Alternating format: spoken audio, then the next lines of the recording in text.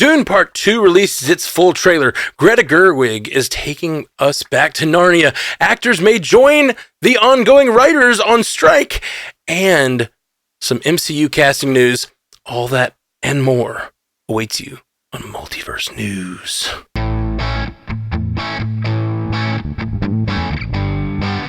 Welcome to Multiverse News, your source for all the information about your favorite fictional universes and red-faced hosts. My name's Matthew Carroll, and with me today on the podcast, we have Miss Haley Hobbs from Source Pages. How are you, Haley? I am so great. Awesome. And from Commute the Podcast, Jay Sisson. How are you, Jay? Doing great. Just have a freedom hangover after the 4th of July and ready to talk news of the multiverse. Freedom hangover sounds like you're not free anymore. Yeah, I didn't think through the logistics of it. Yeah. All right. And from Animation Deliberation, Jay Scotty St. Clair. What's going on, Jay?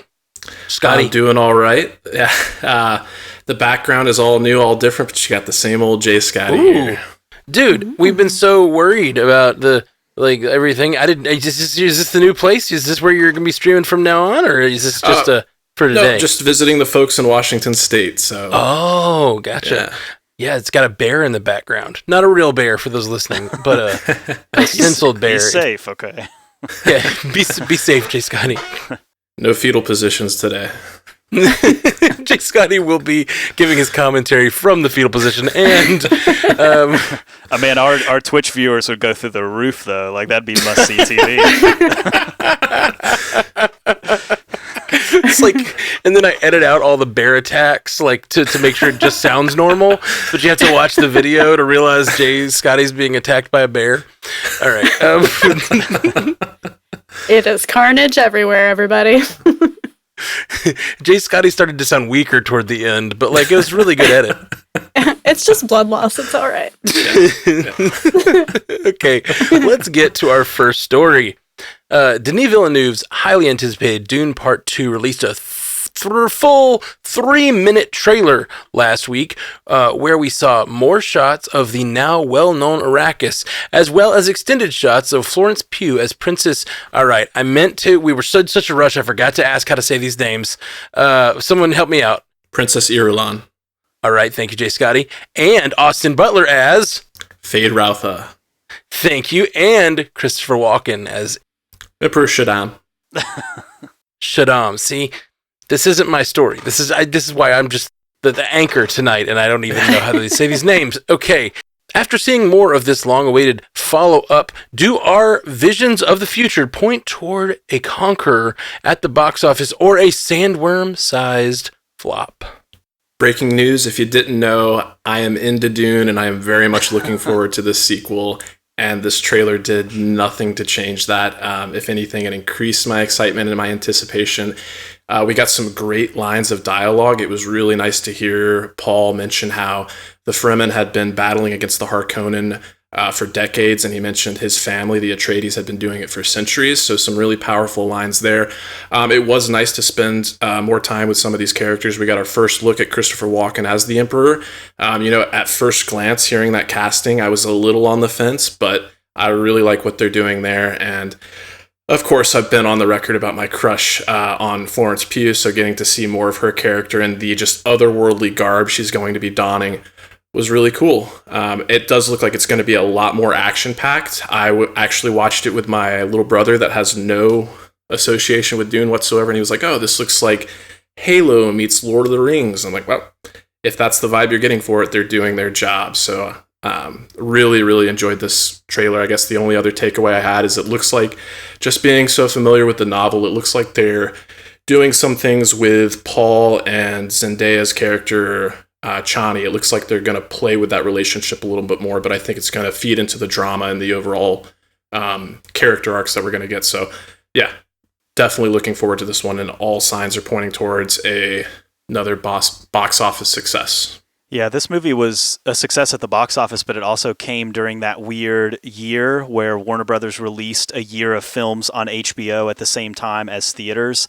and you could kind of choose how you wanted to watch it. It was kind of like coming off the heels of COVID and everything, and Dune was a part of that. and upset a lot of people in Hollywood whenever that happened. But it still did well at the box office, and I think what is really playing in this film's favor is a lot of people caught it after the theatrical release too. So a lot of people caught it in theaters, but I think a lot of people went out and watched it on HBO Max and are going to watch it on Max. And we'll go see it in the fall. I think this movie is going to be probably the biggest movie of the year. It's going to be huge. Well, I don't know if it'll beat Mario, okay, but it's going to be huge. Or Spider-Verse. Right, yeah. We're going to get to see more than Arrakis in this movie, and I can tell that Denis Villeneuve is really playing with themes and camera work and lighting, and some of it's in black and white. So it looks really cool, and it's going to be a more arty kind of take, even than the first one. Yeah, I think this trailer looks great. I am not the biggest Dune fan, as was noted by my not being able to pronounce anyone's name, but and by the biggest, I've never even seen the original 80s film or read the books, so I'm a Dune baby. But the first film was really good, and sorry, that made me think of Muppet Babies, like Dune Babies. Never mind. Like just a whole different series where there's like a emperor that you only see his socks. Okay, sorry guys, sorry. That rabbit hole's going deeper and deeper. And deeper. Sorry guys, sorry. Okay. All right, let's move on to this next story. We have Barbie and Little Women director Greta Gerwig has signed on to direct at least 2 Chronicles of Narnia movies for Netflix. The streaming giant signed an agreement with the C.S. Lewis Company in 2018 to develop the beloved series into movies and shows. Do Netflix and Greta Gerwig have enough Turkish delight up their sleeves to bring Narnia to life? Narnia holds a really special place in my heart, and I think that Greta Gerwig has shown with Little Women that she can take something very beloved and make something wonderful with it. And I think that we're going to see that with Barbie as well, just from what we're seeing of the trailers and the clips, even though I know I was skeptical of it. But Narnia is something you have to do correctly. And I remember when the old ones came out, 2005, they were good. They were fine, especially Lion, Witch, and Wardrobe was good. I don't remember Prince Caspian so much even, and I know that they were going to make another one, but the rights lapsed, and that's why Netflix has the rights now. So I'm very excited about this because I would love to see some new life breathed into the series with 2023 budget and 2023 effects, which have to be really good because this is a fantasy series at the end of the day. And so I am really jazzed about this. I'm very interested to see which ones they develop into movies and which ones they choose as shows. I think this is a good get. The fact that it's coming out on Netflix, I hope they give it the proper budget because, like you, Haley, I really did. I enjoyed those ones that came out in the 2000s. I think it started to lose some steam when they came out with the Voyage of the Dawn Treader.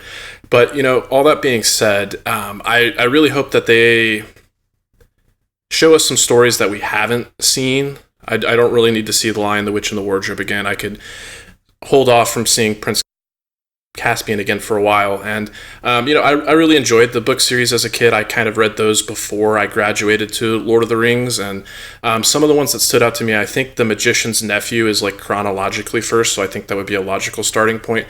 But I also have like a lot of fondness for The Horse and His Boy, just because that's one that's like purely set in the world of Narnia. There are no like outside travelers that come into the world of Narnia. It's firmly set in the world of Narnia and does some like more world building, and it's just a really cool story. But then also The Silver Chair. Like The Silver Chair was always one of my favorites. Like it really just has some great characters, like Puddleglum coming off the top of my head. Like if they did some great casting there, it would just be great to see that character come to life. So again, I do think Greta Gerwig is a really good get. All of the previous works that she's done that you mentioned, plus Lady Bird kind of comes to mind. It was kind of a coming of age story. Yeah, the character was a little bit older, but I think those are all themes that Narnia tackles, and her sensibilities work perfectly for this kind of material.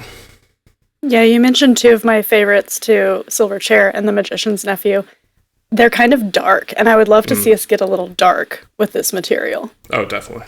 Yeah, Greta Gerwig is the perfect choice from a Hollywood standpoint. I think after Barbie, she's going to be in high demand because it seems to be just like a really interesting visual take, and it's creative, and even the trailer, it shows off so much of the creative potential that she has. So I think when you're looking at this film and potential for films. I mean, they've announced 2. To me, that seems like a starting point. I think if these films are a success, I mean, I don't know how they're going to divvy that up. I don't think they're going to try to cram all of the Chronicles of Narnia into 2 films. I think this is a test run. They're starting it out and seeing if they can build some type of a franchise for Netflix, which is pretty desperately needed. But they bought these rights years ago, and I've always wondered, because I remembered them buying the rights, and I've always wondered, like, when are they going to do Chronicles of Narnia? And every once in a while I'd check, like, does Netflix still own the rights to Chronicles of Narnia? Just to check in, and it's taken them 5 or 6 years, but we're finally here. And I think if you're a fan of the series, you have to be excited about this. This is a director with a lot of creative potential, with a lot of vision, and now hopefully has the budget to make it happen. Absolutely. Well, TJ Stafford asks in the, you guys seem like you have some knowledge about the Narnia verse. So the age-old question, chronological order or publication order? Ooh. I think if you want to get a new audience, you go chronological, because the first book, The Magician's Nephew, I think he wrote last. Is that correct? I can't say that one for certain. It very well could be. That's in my head, so I could be wrong, but they were written way out of order. So I think you want to follow chronological. This is all of them together, but they put The Magician's Nephew first, so that doesn't tell me anything. Right, well, it's chronologically it comes first, yeah. So this is chronological. The copy I have here is chronological. They don't have it in the order of writing. So, but I think he wrote that one last, but it's the first one in the timeline. Yeah. Regardless, I agree with chronological order. That would put The Magician's Nephew first, and then The Last Stand would be the last one, which I think is The Last Battle. Oh, The Last Battle. Thank you. I guess I was mixing that up with X-Men, which I never want to do again because, yeah. Enough said. Thank you. It's funny. I really like hearing you guys talk about the darker side of these things, because I think that I've not read these books in full. I've read pieces of them and seen pieces of the movies, but I always thought it seemed like C.S. Lewis has some pretty serious writings, and I've always heard there's some darker stuff in Narnia, but and I know he wrote them sort of for his children too, whereas as they aged and stuff, so there's just some different tones in there, and I just think it'd be really neat to tackle some of that instead of the kids' movies we got 10 years ago or whatever. Mm-hmm. Yeah, there's a scene in The Magician's Nephew where she becomes the White Witch, but she's not that in that book, and she's in this garden eating this golden apple, and it's very thematically dark, and in my head it's always been a very dark scene with darkness around her and this very evil look on her face. It could be kind of grown up if they want it to be. A really blank canvas there. I mean, you could really turn it into a PG movie, and you could darken it up however much you want. I think there's a very wide range of what you can do with it. That's really cool. Yeah. Up next, over 1,000 high-profile actors signed a letter committing to strike if negotiations fall through between the Screen Actors Guild and studios and streamers. This looming strike threatens to deepen the rift in Hollywood between studios and talent, and would grind the entire industry to a halt, more so than the writer's strike already has. Hope everyone has their favorite shows ready to rewatch. Yeah, I mean, it's already bad because of the writer's strike. It's already pretty much halted production on most things that were already in production that you want to see. But if the actors go on strike, and right now, when you're listening to this, there may or may not have been an agreement reached. They were supposed to reach an agreement by last weekend, but they ended up pushing it back to this weekend. So who knows if they'll push it back again, or if they'll get back to the table and figure something out. But if the Screen Actors Guild does go on strike, then that doesn't just mean the obvious, which is that they can't go perform, they can't go record anything new or do any dialogue or anything like that. Of course, all that's true, unless they're recording or filming overseas, which they could do. But it also means, and I think this is even more significant, is that they can't do any press for any of these movies that are coming out. So they can't do interviews, they can't give a single quote, they can't go do a panel, they can't sit down and do anything to promote a movie. Can't do a commercial or anything. Can't even post on their social media about going to see a movie. So all of that stops. And for Hollywood production company, that's a pretty scary situation. Like, you don't want to have your movie ready and locked and loaded and then not be able to do any press with your leads for it. So, like, for me, when I'm thinking about it, I have been wondering, like, why the press for Barbie has started so early. Because if you haven't seen anything about Barbie, they've been doing an incredible marketing campaign. It's like full court press marketing. It's like, you know, they did the Airbnb in California that you can rent. That's like the Barbie house. They did, like, they're leaning into the Oppenheimer thing. Like, they're going all out. They're marketing. But the movie doesn't come out for 3 more weeks. And I was wondering, like, why are we getting all this marketing so early? And now it just has fallen into place and makes total sense. They're doing all the marketing now because if they end up going on strike, then all of a sudden Margot Robbie and Ryan Gosling and all these people can't go out and do any press. And that would be the nightmare scenario. So you think about a movie like I'm thinking about The Marvels, right? It's a huge, it's got a big, it's big shoes to fill. It's going to be the only Marvel movie since May, the last one for the rest of the year. That movie's coming up in November. Man, if you're getting closer and closer, and the Screen Actors the Screen Actors Guild goes on strike, and then all of a sudden now you can't put Brie Larson out there, you can't put Iman Vellani out there, you can't put Tiana Paris out there. That's huge, right? So you might even see movies get delayed over that kind of stuff, because they have to do these press tours to be able to drum up support for the movie. So it's these are dark times in Hollywood. Jay, that's a really great thought. I hadn't thought of that angle at all, and that's really, really clever and so smart. And yeah, if Iman Vellani can't get out to promote the Marvels, it is going to be terrible because the whole world needs to meet Iman Vellani. And, like, the people who watch the show may know her by now, but, like, yeah, this movie was going to be a chance for that little spark of joy to get it to a wider audience, and I think the world needs it. The world needs it right now.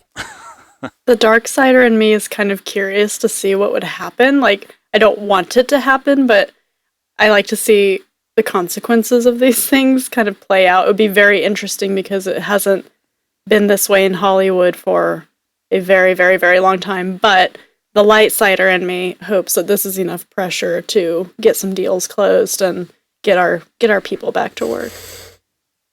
Yeah, for me, I find myself just having a lot of questions. I know with, like, the writer's strike, we know, like, the issue had to do with, you know, we talk so much about, like, streaming, the recurring revenue that comes from, like, a successful streaming property in addition to the AI. So it kind of, like, from what I gather, it sounds like it's you know, the streaming issues again are kind of the primary issue here. But I guess I kind of hope, like, it takes a village to make a movie. So, like, this happening kind of coinciding with the writer's strike, I really just hope they take a moment to, like, examine and really take full advantage of, like, what all they want to get and make the most of these negotiations. Because, like, I don't know if it's an issue or not, but I couldn't help but kind of think about, like, especially coming off the heels of The Flash, like, with this ability to, like, bring actors back from the dead, are they going to, like, negotiate what it means to have someone's likeness, like, used in perpetuity and whatnot, and what, like, how that's going to impact the future? Because I just hate to see an industry where we have to stop, like, every few years or so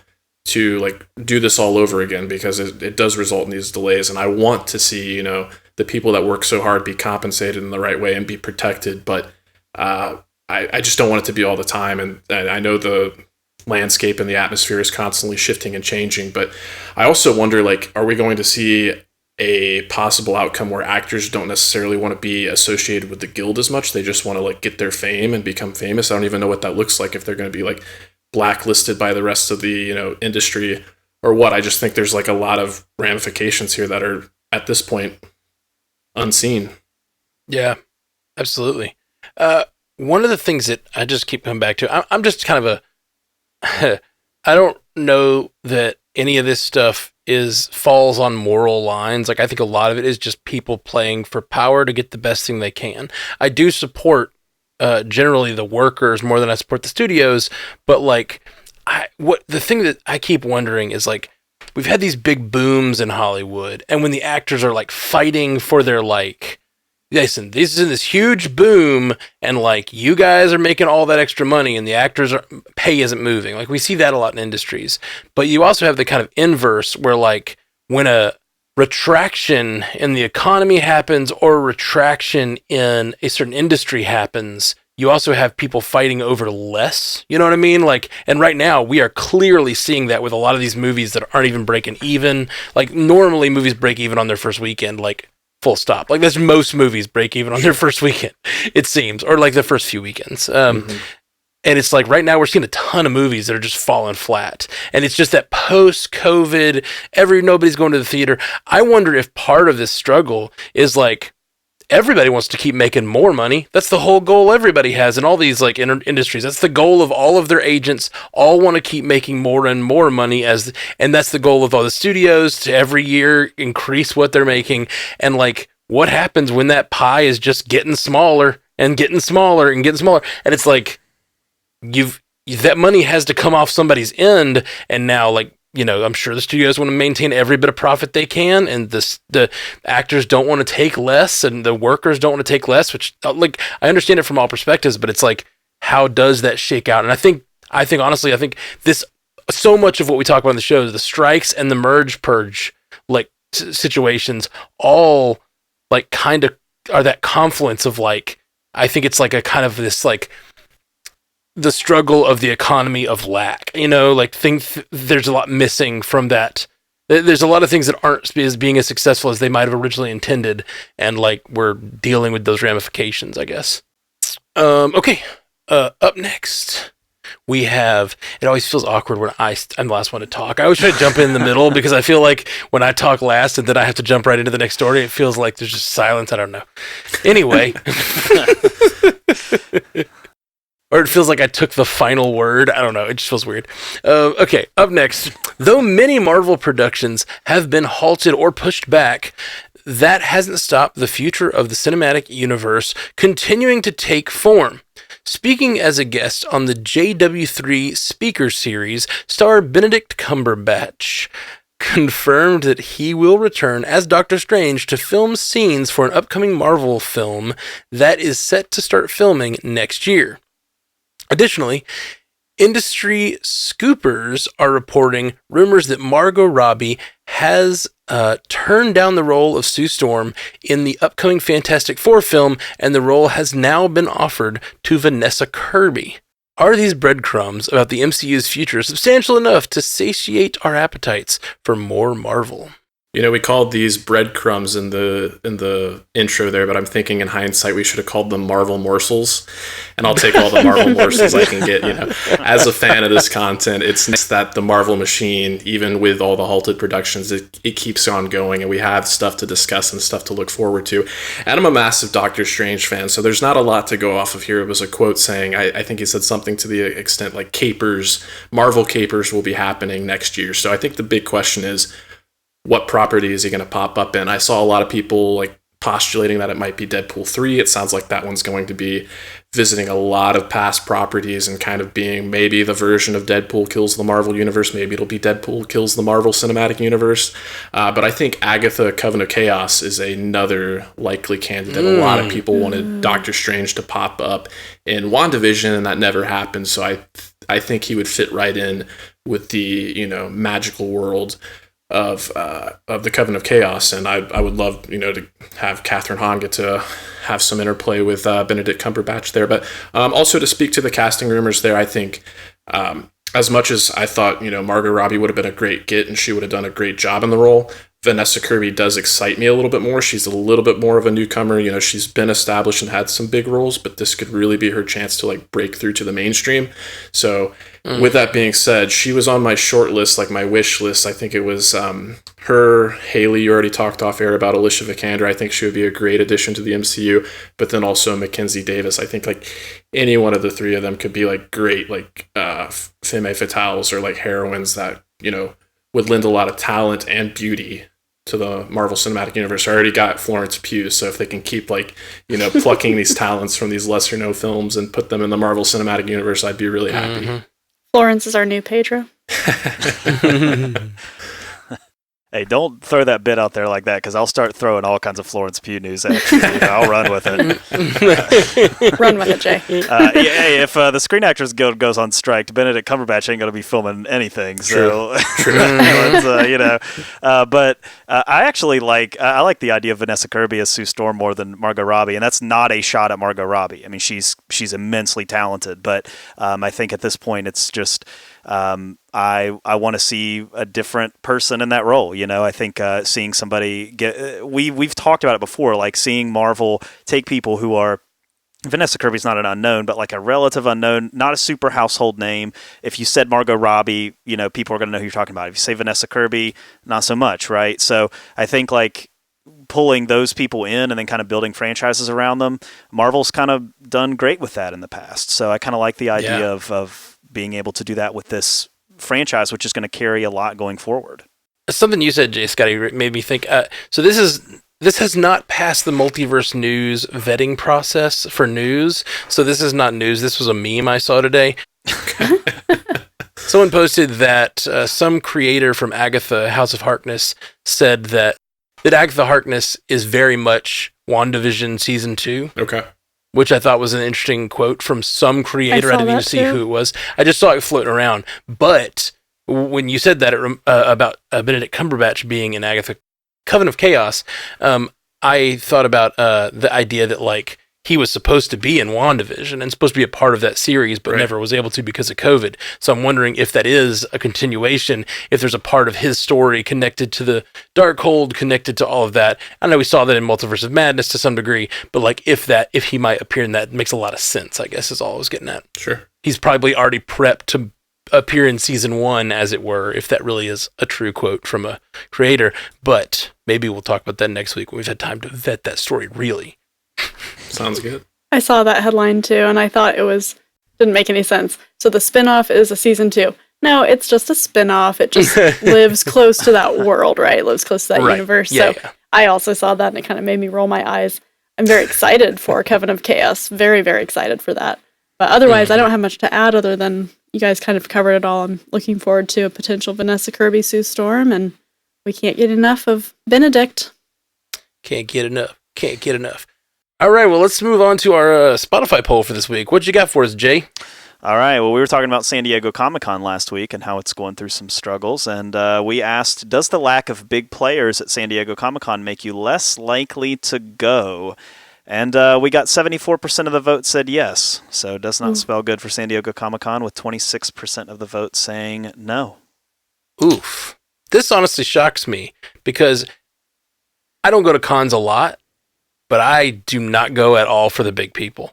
Like, I mean, it's cool if I stumble through a hallway and bump into a big person, that's great. But I go to hang out. Like, I go to like just see the nerdy people in costumes and like drink too much. Like I don't really like. I don't go for the big panels. But I get why some people do. But it's just not my bag, and I didn't expect it to be this one-sided as 74%. Yeah. There's that concept out there known as the 80-20 rule, and this seems like it's like fitting right into that. The people that were, there for Comic-Con for the con itself represent the 20% there. So it's surprising that it's that low, but I guess it stands to reason. Okay, up next, moving on from the Spotify poll, we have our lightning round. You guys know how this works. If you're new to the show, though, everybody, we're going to say some of these stories that are a little shorter, more like headlines, and you guys get to buzz in using your name to claim a story and say your piece about it. And throughout the entire lightning round, you only get one rebuttal. If you miss the buzz in, you can do one rebuttal. Otherwise, you must be silent. We'll see. You're real hardcore on this. 1% of the time. 1% of the time. We keep people silent all the time. It's like that meme of that guy that's like, you sure about that? Like, every time you explain the lightning round rules, that's just what plays in my head. All right. Well, up first in the lightning round, the latest and perhaps last Indiana Jones movie, Dial of Destiny, didn't quite hit its benchmarks at the box office, bringing in $60 million domestically and $130 million globally in its first weekend. Jay, You can go for it, Jay. This is not good. I know you guys saw it and you liked it, but $60 million domestic in its opening weekend. It got a B+ cinema score, which is not good. That means it doesn't really have legs. The budget is crazy. They said it was a $300 million budget. Like, that is bananas. And I think a lot of it has to do with the fact that they started production during COVID. Harrison Ford, he's pretty pricey to get into these movies. And, man, that is not good, because what that means is that it needs to, and that was before advertising too, by the way, like that was no ads or anything. So when you add the advertising to it, you're talking about, man, that movie's got to make like 800 million-ish to be able to make money and be profitable. Like, it's probably going to get to like 500 million global, and that's where it's going to sit. It's only got one more weekend unchallenged, then it's got to go up against Mission Impossible, and then it's Barbenheimer time. So by the time you get to that weekend, it's done. And so I haven't seen it yet. I know people that have seen it have liked it, and it makes me sad, and I'm not bashing the movie, but I am wondering if this is going to shake up Lucasfilm at all, to be honest with you, because Star Wars has not been handled the best. It rode, some Star Wars nostalgia at the beginning, but by the end of that sequel trilogy, people were not happy with Star Wars. And then you get Indiana Jones. That franchise has not been built well for Lucasfilm. I did go and look. The current head of Lucasfilm, Kathleen Kennedy, I went and looked at what her contract details are. Her contract expires next year. I would not be surprised if they appoint someone new as the head of Lucasfilm after that, because this is a mess. Like, this is going to be a flop. I mean, it's going to lose money ultimately, which doesn't bode well. There's been too many of these for Lucasfilm after Disney purchased it for multi-billions of dollars years ago. Yeah, I'm going to use my rebuttal on this one. Go for it. I thought that movie was really fun. I thought it was great. I don't understand why the box office is so poor. Your talk about Kathleen Kennedy is not unwarranted. I always have found it very strange, because she was handpicked by George Lucas to run Lucasfilm, and so I always am like, well, is it Kathleen or is it Disney or is it both? And I'm gonna say it's probably both. But I mean, she was selected by George to run his company, and to see things come out that, in my opinion, aren't bad, but get these poor receptions, it's strange. It doesn't make sense to me, I guess, is my useless take. She made total sense when she was appointed. I mean, it's not just Lucas. Like, she has a really close relationship with Spielberg, too. It's just, so I don't know what it is. I know a lot of Star Wars fan base hates Kathleen Kennedy, and I think a lot of that anger is misplaced. I mean, you're not going to find scorching takes here about, the leadership of Lucasfilm, but I just think, just from a numbers and dollars and cents standpoint, this era of Star Wars has not done what it should have done, and this era of Indiana Jones has not. I mean, Dave Filoni has kept Star Wars on life support. Without the Filoni of it all in the middle of it, it's even worse than it's been. So I'd argue it's not on life support. I'd argue he's refreshed Star Wars. Yeah, that's a better way of saying it. Yeah. Saying it's on life support seems to downgrade the amazing things they've done since The Mandalorian came out. Yeah. But yeah, I know that when Kathleen Kennedy was announced she'd be leaving soon, there was some cheering. I'm with you. I think a lot of it's unwarranted. There's a lot of hate put her way that there shouldn't be. And anyway, this is a long lightning round subject. But I won't talk anymore. I won't talk anymore for the rest of the lightning round. I'll just be quiet. I'm going to use my rebuttal as well, cementing the fact that we should have just made this main story. I'm sorry, it was my call. Or I was the one pushing for it. I was like, we have too many main stories. But yeah, my only thought is, I totally understand the Star Wars of it all, but also I just think about what makes a movie popular now, and I think the fact we've just really seen Marvel had this great run of still franchise driving everything, and I just feel like we're done with that. I feel like the era of franchises driving everything is kind of ending, and not that it just feels like things with originality, things like Barbie of all things, are catching everyone's attention when this epic fifth movie in the cycle or whatever is just falling apart, bringing back Harrison Ford.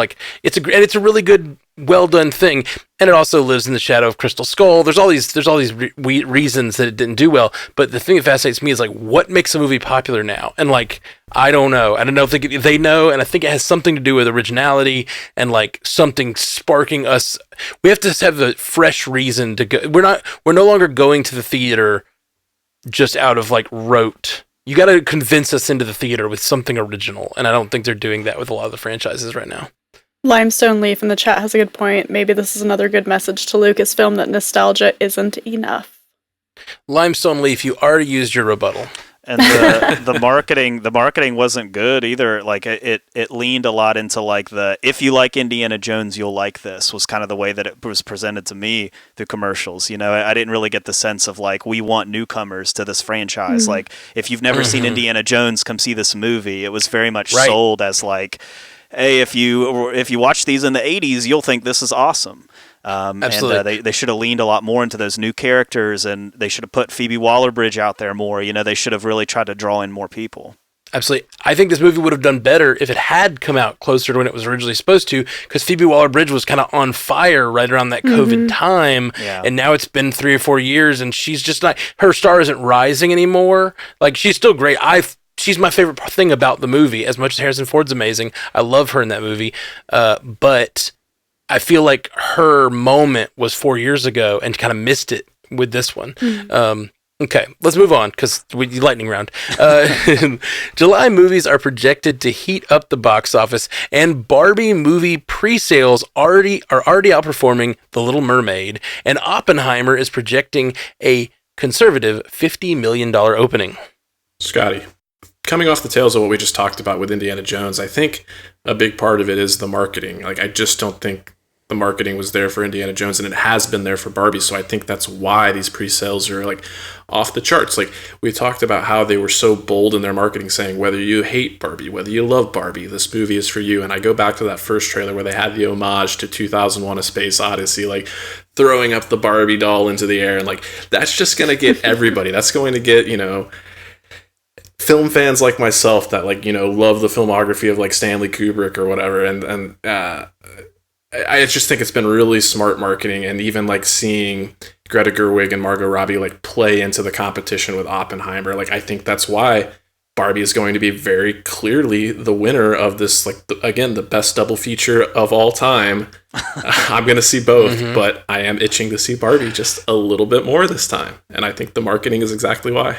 With this weird double feature idea, they're getting like the Szechuan sauce crowd. Does anybody know what I'm talking about? Yes. It's my one-armed man, Marty. Right. The people who want to go get McDonald's Szechuan sauce 4 years ago or whatever are like going to hit the theaters as a double feature for the meme. Like, they're going to sell tickets for the meme. And that is like, if people should be selling this as a double feature, like theaters should, and it would be really well received. I think it's crazy. I gotta use my response to say that Christopher Nolan has got to be like so annoyed by this, like privately, like he's like, did nobody check the dates that we were gonna be up against this stupid Barbie movie, and now everybody's calling it Barbenheimer. This is about the atomic bomb. It's serious, you know. But he's just losing his mind. We need a flow chart of like frustration. Tom Cruise is frustrated with Nolan for taking his IMAX screens, and Nolan is frustrated at Barbie for being Barbie. for being Barbie. I just need to see pictures of opening night and Oppenheimer on the bill and people flooding in like pink clothes. Like, that's just so funny to me. Okay, Evan Peters has closed a deal to star in the upcoming movie Tron Ares, the third installment of the franchise. Scotty. Yeah. I'm conflicted on this one because I love the aesthetic and world of Tron. Tron Legacy was a little bit of a mixed bag, admittedly. I think it did some really cool things in terms of the world building.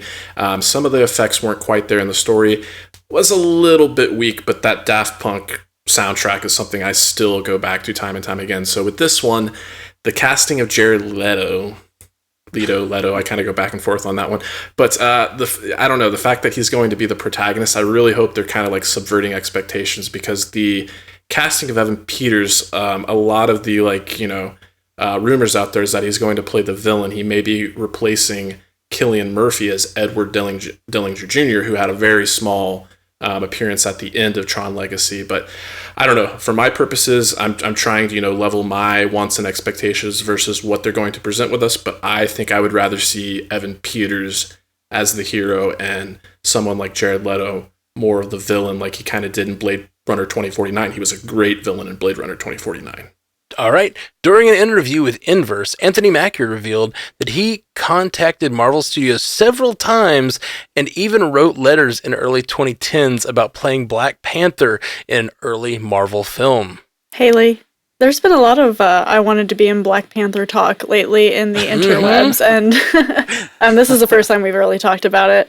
If you were Anthony Mackie and you knew they were doing Black Panther, of course you would want to be in Black Panther, but hey, you're Captain America now, man. Right? That's so cool. Yeah, he won the power struggle ultimately, But I think this makes, I don't know how you do it, but like, I want the what if episode. I don't know how you get Sam to Wakanda somehow and make him the king, but like, I want the what if episode now. Like Anthony Mackie getting to be Black Panther. That's pretty good. That's pretty good. I'm sorry, I responded again. So,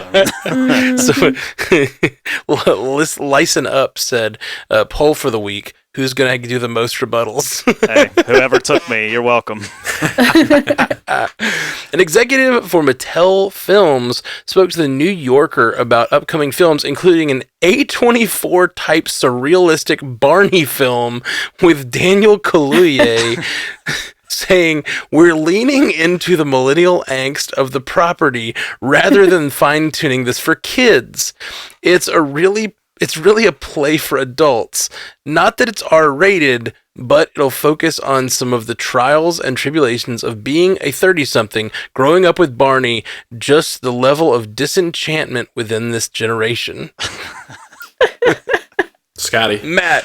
Okay, go for it, Scotty. I was just going to say, like, I love everything about this. Like, this is nostalgia done right. It's like, we had a Barney movie back in, like, the late 90s, if anybody remembers that. I remember that. I had younger siblings, so, shame me if you want to. But yes, I watched the first Barney movie. But yeah, everything about this, the fact that they're going for, like, an A24 vibe, the fact that you got Daniel Kaluuya attached to it, just sounds, wonderful to me, and kind of like what Barbie's doing, right? I feel like this could be kind of catch that cultural awareness in terms of like revisiting the cultural touchstone that Barney was. And I guess if I have any hopes and expectations, I really hope we get the peanut butter and jelly song, peanut butter and jelly. And jelly. Is Mattel movies, is that related to Barbie at all? Yes. Yeah, that's where the quote came from. Is they were like, you guys got any more Mattel movies? And then they unleashed this completely unhinged Barney movie like out into the universe. Mattelverse. The Mattel, please get the crossover. Yes, okay, I love it. I'm in. If they're doing no one's even seen this Barbie movie yet, and we're all still like, yeah, the Barbie movie's the best. Okay, I trust this. I trust this company implicitly. Okay, let's. That is all for the lightning round. Thank you guys so much for joining us on Multiverse News. Let's hear where we can find you guys online. Because we had tons of internet issues in the middle of this podcast, so we're running really behind. Jay, Scotty, tell them where they can find you online. Yeah, please check out Animation Deliberation. It's the podcast that takes action, animation, and cartoons seriously, but not too seriously. We have a couple of anime series that are starting up for the summer season, so definitely tune in if that's your kind of thing. And then also, if you like Mission Impossible, I've been appearing on the Bingers Assemble Mission Impossible coverage, so we've talked a little bit about that on this show, but it's been a lot of fun to revisit that series in preparation for Dead Reckoning Part 1. Yeah, those basically will 3, 4, 5, and 6 will all drop this in the next week and a half. So join us on the Bingers Assemble feed for sure. And Jay Sisson, where can they find you online? Yeah, I'm a co-host of a weekly educational show called Commute the Podcast, and you can learn something new on your way to work for about 20 minutes of your time. So come learn something new with us. Awesome. And Haley Hobbs. Find me on Source Pages, where we deep dive into the source material about all the geeky TV shows and movies we love. Awesome.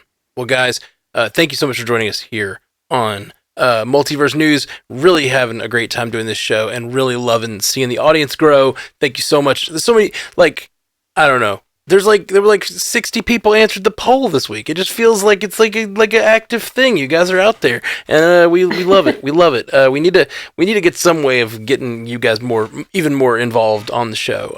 I really love having that interaction. So, thanks so much for joining us. We'll be back soon. Peace. You stay classy, Multiverse.